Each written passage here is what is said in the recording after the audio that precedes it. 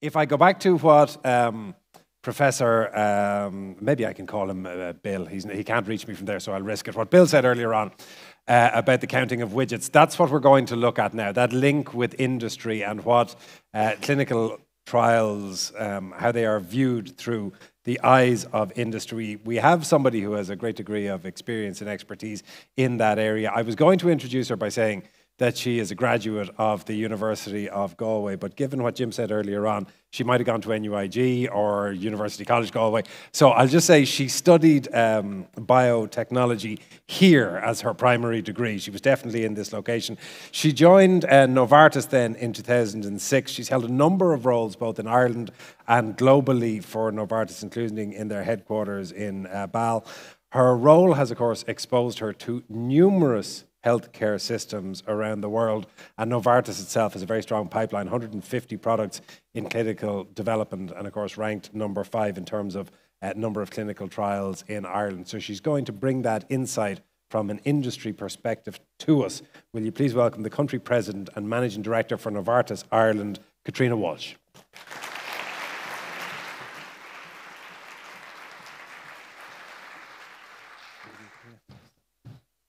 Thank you so much, Anton, for the kind introduction. And indeed, it was NUI Galway when I was here, as opposed to UCG. But I had 4 wonderful years here studying biotechnology. And I will give a shout out to Pat Morgan, Maura Greeley and Afshan Somali, who kind of shepherded us through the biotech course. And I absolutely loved it. You forgot to mention I did attend another university. I did my PhD in Trinity afterwards, but maybe we'll forget about that for today and focus more on the Galway. And I may as well just get it all out of the way here because everyone else is talking about references to sporting analogies. I played on the field hockey team here in Galway and had much, much fun at the InterVarsity. So I'm just going to get that one in very quickly while I'm at it. So I'm going to talk today about the industry perspective, and it's really wonderful because obviously I'm preaching to the converted. We're all here because we know what a key research tool clinical trials are in advancing medical knowledge and indeed patient care. And if you weren't convinced, I think the video of Kate at the beginning of the day absolutely sold it to everybody as to really the impact that clinical trials can bring for patients across the world and in Ireland. So we know actually that less than 10% of diseases that are known to affect humans actually have a treatment. So there's still a huge need there, absolutely huge unmet need out there for us to really continue on our mission to really reimagine medicine and improve the lives of patients. We talk, and I think Bill spoke so eloquently about it, about we want to treat patients, but actually now we're looking for curative therapies. We actually want to fully cure patients. And ideally, we want to prevent the disease from happening at all. So I think there still is huge, huge room for improvement in what we do. And that's why clinical trials will continue to be such an important piece for us all going forward.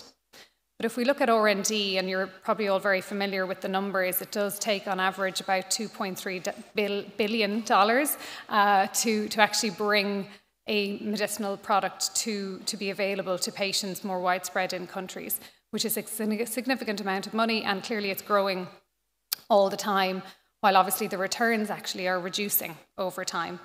So for the industry, we really want to see what can we do to actually make R&D more efficient?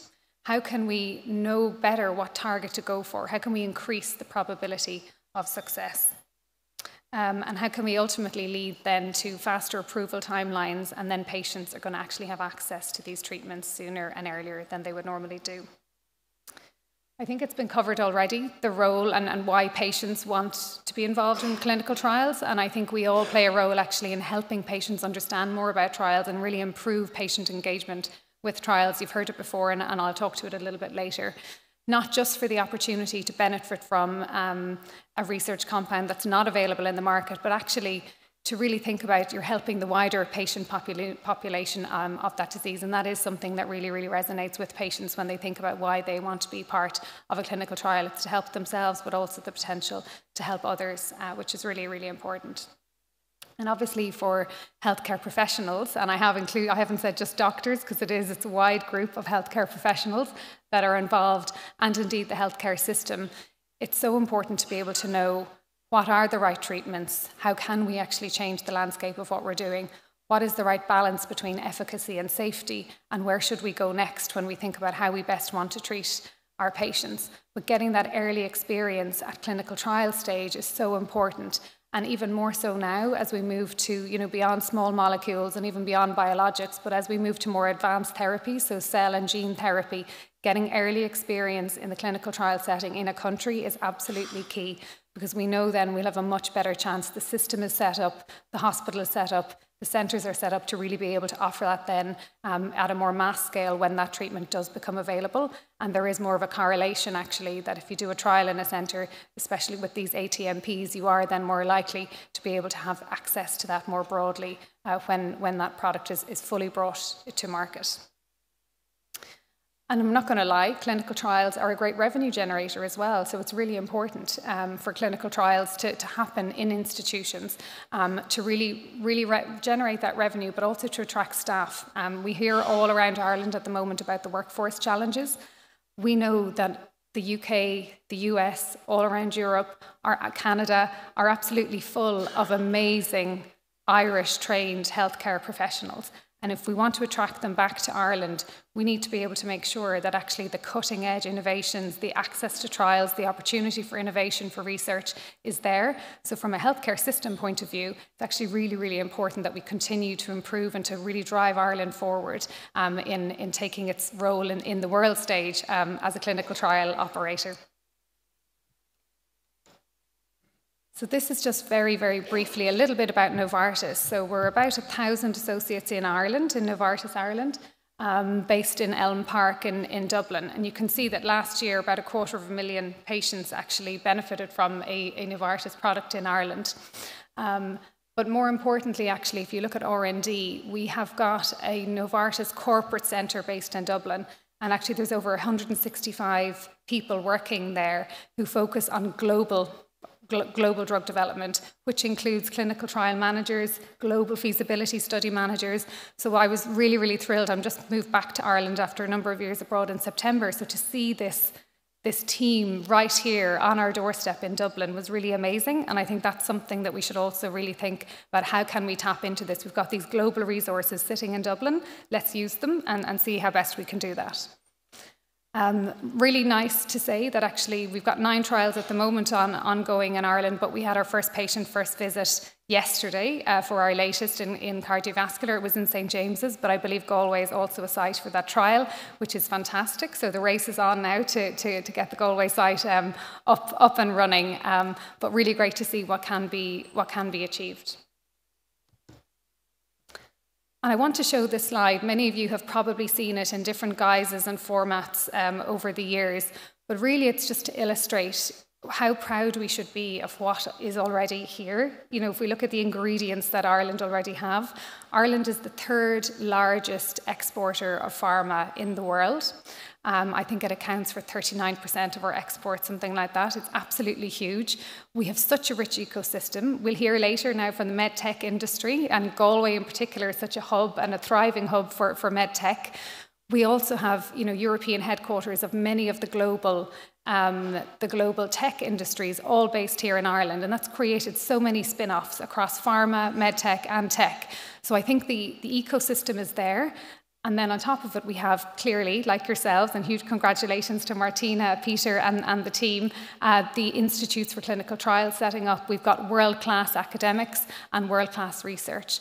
So the ingredients are here, we just need to work together. And I think that's my key message of today is how can we best collaborate to really, really drive research and innovation and clinical trials forward in Ireland.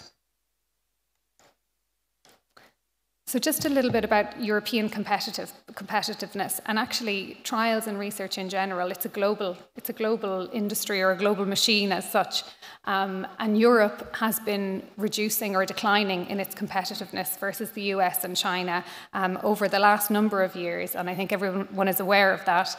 But just one note to point out, there was about 20% clinical trial activity in 2020 within Europe. But that actually compared to an average of almost 26% over the previous 10 years. So we can see we have work to do in Europe as a whole when we compete on trials relative to the US and in particular China. And that's even more pressing when we come to these advanced therapy medicinal products, as I mentioned, so the cell therapies, the gene therapies. Clinical trial activity is twice as high in the US and almost 3 times as high in China versus Europe. So we do need to do something to reverse this decline and to reverse this trend. And then looking at Ireland within Europe, so Ireland within Europe, we also have room to grow. So if we look at Ireland versus similar sized countries, Finland, Denmark, we know that Ireland doesn't come up so well in terms of the percent of trials based in Ireland relative to these other markets. And there's numbers of factors for this, which we can maybe go into later. But one stat that was shared with me recently was more on a global stage. So of the 19,500 trials that were opened globally, according to clinicaltrials.gov in 2022, 77 were opened in Ireland. So I think we do have an opportunity to see where can we go from there. So what does need to change? And we could probably be here all day talking about this. And actually, what I will say is that my first role in industry, so I finished my research and I joined Novartis as an MSL, so Medical Science Liaison. And one of my first roles was to try and bring trials back into Ireland, would you believe? So Ireland at the time, and it was many, many moons ago, had quite a bad reputation actually for poor performance and poor delivery in trials. So I fought for 3 years to bring trials back into Ireland, and I was really happy that we did. We got 3 trials in, and actually one of the centres was the leading recruitment site across Europe. So we know we can do it. You know, we absolutely know we can do it, but it does take a lot of work, and I think that's where the collaboration is going to come in. It's going to take work from everybody, from industry, from academia, from across the board to make it happen. I think we need to make sure that patients are aware of the trials, and we need to make it as easy as possible for patients to participate. And I can't understate that enough. We really need to bring patients more in control of their own healthcare decisions and really make it as easy as possible for them to participate. We need to give protected time to our HCPs. We absolutely need to do this, and we see this happening in the UK, where I've just come from, where there is that protected time and there is that focus on research. So I think giving the protected time is absolutely key, and that's why it's so wonderful to see this institute open today, where you're really focusing on that and really wanting to dedicate your time to it. So this is really, really critical for us. And then across the board, it's all about speed. And it was really great to hear John speak earlier, you know, about the improvements and the progress that has been made across the Sailta group. And I think we need to continue to do that and always look for those marginal gains. So that's about the systems we use, and in particular our approval process, and our timelines can be quite slow, and that's sometimes then what does lead to our poor delivery, because we've just shortened our time window of actual time available to recruit, and then we're not going to actually do what we say we will do, which can be a problem. And I think underpinning a lot of that, actually finding the patients, having a registry where we're able to accurately interrogate data and do really exciting research like our Nordic colleagues in Finland and Denmark and such, we don't have that in Ireland. So I think really building the basics and the foundational building blocks is going to be absolutely key for us to really get to that next stage and get to that next level with digitalization.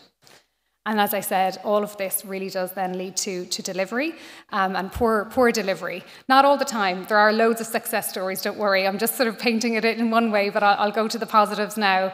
And actually, one such example is in Novartis, we have a trial in breast cancer, which actually this week, Friday, the results of that trial are going to be announced, and it's really great to know that we had over 100 patients in Ireland across 8 sites on that trial, and that's the exact type of trial that actually is changing the way that patients are going to be treated. It's changing the path for those patients and enabling them to have a much, much better path. So I think that's exactly what we want to do and want to keep doing going forward. So I did say I would talk about positives and progress, and there has been much. There's been an awful lot. And we know, as I said already, we've got absolutely world-class physicians, researchers, healthcare professionals. They're all here. Many of you are in the room today. So we know we've got the right people. We're getting the right structures and systems as well now with the institutes. The IFA, so that's the Irish Healthcare Pharmaceutical Association, so it's the trade group of a collective number of pharma companies, partnered a number of years ago now to actually have a standardised clinical trial indemnity form. But I know John mentioned this as well. There's now a standardised clinical trial application form or clinical trial agreement only since 2022. And actually it's moving now very quickly forward to make that be tripartite. So between actually the CRO, the company and the hospital. So I think all of these changes are actually really speeding things up and will make a difference. I know we're going to hear later on from National Research Ethics Committee, so I think that's a huge advancement as well in 2020 to now have this nationalised, so I won't go into that in detail, but I think it's a great progress. And then this was mentioned earlier, and this is where I think at the moment in Ireland, just from, you know, in the few months since I've been back, hearing from the community and the clinical community in particular, it's around the area of data protection. And actually, this is one area that's slowing us down. Everybody interprets, and every member state in Europe interprets the GDPR directive differently. But in Ireland, what we're seeing now is because of a lack of data protection officers, we're seeing huge inequity, actually, of care, because you have some areas of the country where trials can get through much quicker, and you can actually enroll patients, and you can open up a trial site, and other areas of the country where that's just not possible. So I think if I was to pick one that we should work on immediately, that would be the one. And I know there is a lot of work ongoing to really see how can we get a more standardised approach and how can we really improve our timelines in this area. There's then something called ACT EU, so around accelerating clinical trials in the EU. I think you might hear more about this later as well, potentially from the HPRA, and it's really looking at around how can we really embed the clinical trial regulations and the clinical trial information system, which I think is going to be important. And they're also looking to see what are the guidelines that we should have around decentralised trials, which we'll talk to a little bit later. And I think that is going to really help. And the aim of this group, I suppose, is to better integrate clinical research actually into the EU health system. So again, it's about closing that gap between research and the actual system itself. Upcoming as well is a proposal for new EU pharma legislation. And I guess from the pharma industry perspective, we would see this as a huge opportunity actually for Europe really to take a good look at where we are in competitiveness versus the US and versus China, and see how can we use this legislation to really, you know, reduce that decline and actually start going back the other way a little bit, and really look to see how can we drive innovation in Europe going forward. And then on to innovation. I've just highlighted a couple of things here, and I'm going to be brief. But EU Pearl, so it's kind of a lovely name, and it's essentially a strategic partnership between the public sector and the private sector, and it's looking at innovative, patient-centric clinical trial platforms. So I think, Bill, you mentioned it earlier around collaborative platforms. Can we have one disease, multiple products, all being looked at the same time? Is there a way for us to be more efficient in how we run our clinical trials? So that's one that Novartis is part of a much wider group across the EU. I think digital clinical trial recruitment is absolutely going to be the way of the future. So we mentioned at the beginning about patients and the importance of patients, so we need to find them. So actually I'll show you a few examples later. Novartis are trialling in a number of our clinical trials, leveraging social media to actually find patients. So looking at Spotify, looking at Instagram, looking at LinkedIn to actually find patients for trials and, you know, meet the patient where they are and really trying to recruit that way, with the ultimate aim to reduce the time it takes for recruitment. And so far we've seen pretty successful results with between an 8 and a 24-week reduction in the normal time it would take to recruit patients to trials. And then decentralised clinical trials. So again, we've seen some great examples of that over the course of today. So that's really looking to say, do we need the patient to have to come in all of the time into the investigational study site? Is there a way that actually we could support this patient to take part in a trial, either all of the trial or at least for most of the trial in their own home, you know, where they want to be and where they're comfortable. And again, we in Novartis are working on this and have trialed a number of trials using this approach. And what we see is that it does improve participant satisfaction. but it also really improves the type of patients and really improves the diversity of patients that are able then to take part in the trial. And I think that's so important because we want to make trials as accessible to everyone, not just for those who live closest to the hospital. So I think especially when we think about the Western Seaboard and how, what a diverse rural geography we have, I think that's going to be really important going forward into the future. So protocol AI is something else that we're using in Novartis. So this is really just using AI to help with designing, authoring and providing insights onto protocol design and delivery, ultimately to try and reduce time and reduce cost for the protocol design phase of the trial, which will help with the overall mission, which is to speed up this R&D path. And then I'll talk now a little bit about Data 42. So Data 42 is a very small, lean group of people within the Novartis kind of family who really focus on untapping the potential of data. So we know that data scientists, they spend about 80% of their time actually finding the data, because the world is awash with data. We don't know what to do with it half the time. And then they might only spend 20% of their time analysing it. So actually, there's a map of life has been created across all of the Novartis data sources possible. So if we think about it right from DNA, right up to clinical trials, real-world evidence, pooling all of this data together, giving it a common language so that it is easy to interpret, which takes a lot of time, but actually we now have this map of life. And then once you have this, the opportunities are endless. And I think that's absolutely what we want to do. We want to see how can we use this map of life? How can we understand all of these data points to see, will this help us at the very early stage in terms of understanding better targets to go after, right through the clinical trial pathway, right through the R&D pathway to see even post-approval with real-world evidence. So far we've got, I think, over 850,000 patients' data in it, over 2,500 trials, something like over 3.3 million adverse events are there. So I think the possibilities are endless, and this is something we are very open to collaborate with external, stakeholders and academia on to see what can we find out and actually really unleash the power of the data. And I'm just going to, this is my second last slide, so don't worry, I'm not going to go on for too much longer, but I did want to bring it back to patients at the end because, it is really important, and you can see it at the bottom here, nothing about us without us. And this is the mantra of a number of patient organisations and patient groups, and this is what we should all, whether we work in pharma, whether we work, as a nurse or an OT or a physician, we should always keep this at the centre of everything that we do. And actually, patient involvement makes sense. So we know that if we have a patient-centric trial, a patient-centric clinical trial, so that's one that does try to make participation as easy as possible, you actually have a 10 to 20% better chance of that product that you're researching actually getting to be able to launch stage, which is really important because actually only 10% of products that actually go into trials ever make it to the final kind of hurdle. So it is really important to have patients at the front and centre of what you do.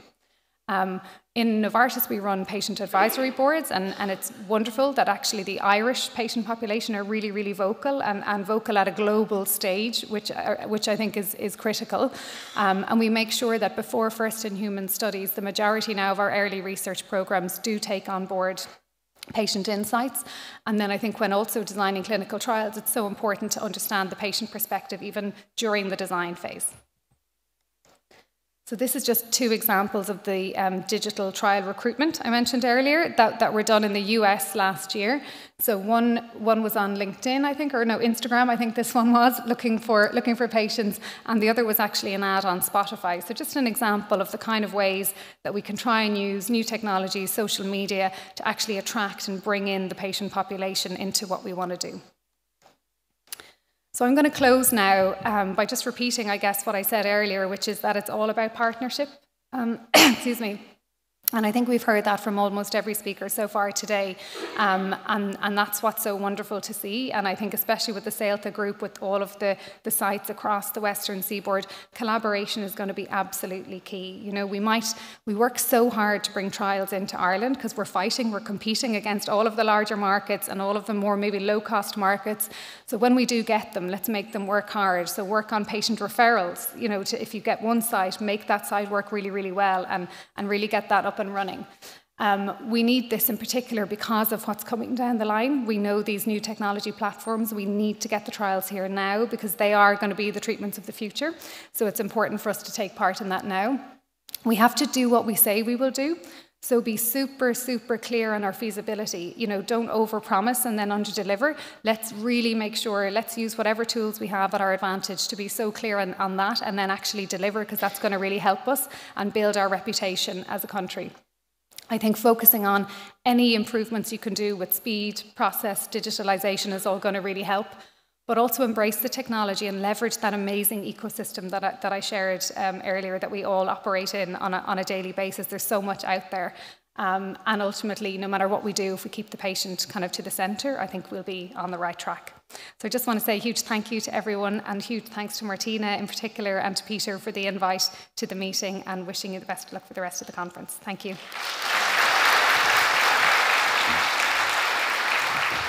Thank you very much, Martina.